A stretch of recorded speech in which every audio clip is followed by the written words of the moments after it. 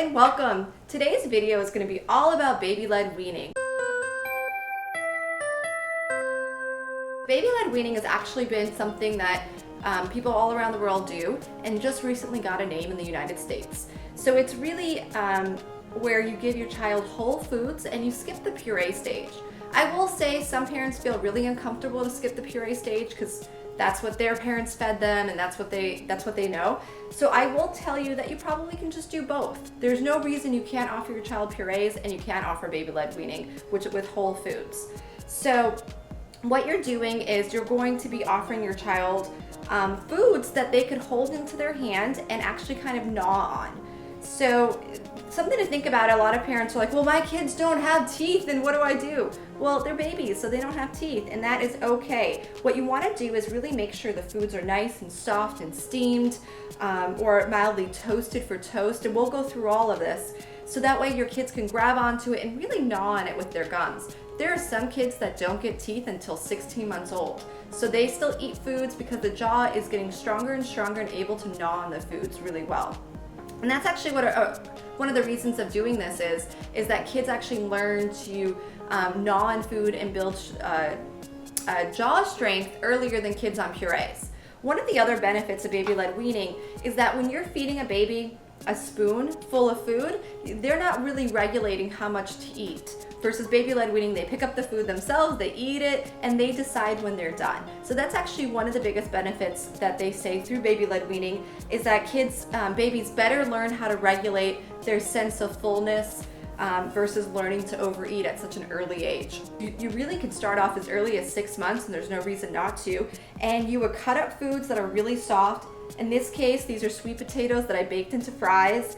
They're super, super soft, and there's no reason your baby can't just suck and gnaw on them. These are roasted peppers. These are steamed cauliflower and broccoli and carrots. This is actually just a cucumber that's cut up really into a shape. The reason I always recommend cutting things into a fry shape is it's just really easy for their little hands to hold onto it and bring it to their mouth.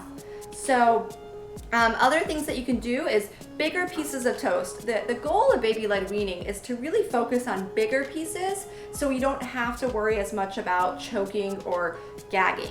And that actually brings me to a great point. You know, a lot of parents don't do baby-led weaning because they're so worried their child's going to choke. One of the things, if you really think about when you give a baby a puree in their mouth, especially one that has a little bit more texture, they don't really have control. The food falls to the back of their throat, and that's usually when they gag. It's a normal part of their development. They're learning where they can manipulate food into their mouth, completely normal to gag, and you really shouldn't fear that they're gagging. Obviously, you always want to introduce any kind of foods and watch them while they eat, because choking is a risk for kids at this age. So just always be with them, always be vigilant, and just watching them while they eat.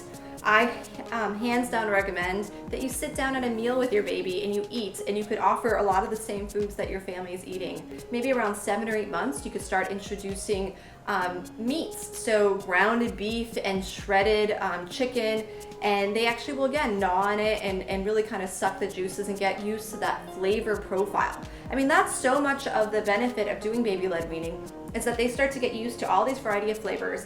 When you give them a puree packet, you're gonna put sweet potato and probably pear all into one puree, and then they don't really learn to have the appreciation for a sweet potato because it's now being masked by a pear or an apple. So I hands down do recommend that, you know, if you don't feel comfortable going the complete baby-led weaning path, that you do a mixture and you let your kids really experience and see what a vegetable looks like. Because how scary it is if you giving your kid just purees for the first, 4 or 5 months of their life, and then they start to see vegetables. It's completely new to them, and they have no idea they've been eating a sweet potato or a roasted pepper or a carrot. They just don't know. By doing it this way, they do see that they're eating a carrot. And then from the fruit perspective, you could kiwis. There is no fruits or vegetables your kids can't eat at this point. One thing I recommend as a great starter food is a banana. And what you can actually do is just get rid of the banana and have the child, the skin of the banana, and have them hold the other half of the skin, because that way they don't mush it with their hands.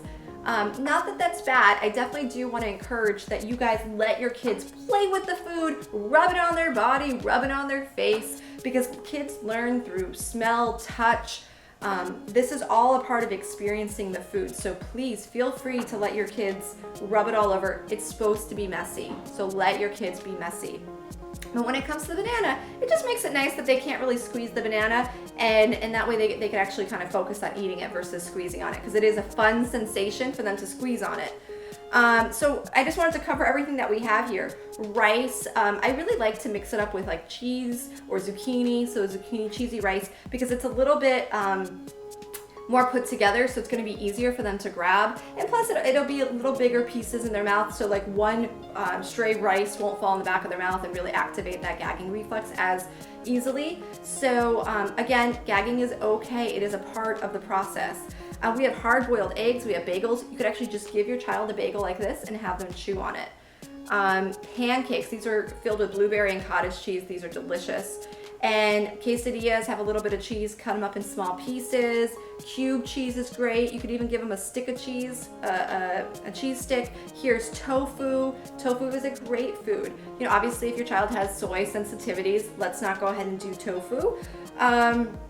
We have, you know, you could actually, depending on your child, I will say, you could peel the skin off like a tangerine or an orange and just give it to them without the skin, or you can give it to them with the skin. Early on, it's hard for kids to get through the skin, so you might have more success peeling it at first, but I would transition as soon as your child can do it as quickly as you can, because I know some parents whose kids are still 3 and they're still peeling grapes for them. So you don't want to be caught up in that. That does bring me to a little conversation about texture. If you look at a plum, the inside is soft and the outside is hard. That's totally 2 different textures for kids. So sometimes you have to peel things, sometimes you have to just kind of work with your kids' texture, comfort level, and really work with that. Watermelon is another great one. Look at that. So really kind of think about everything is fair game. The only things you can't give your child at this age, from 6 months to a year, is don't give them salt and don't give them any honey. But there is no food. Eggs are great. As long as you have no family history of any kind of food allergy, go for it. Frozen peas are fabulous. Cooked peas are fabulous. These are frozen right here.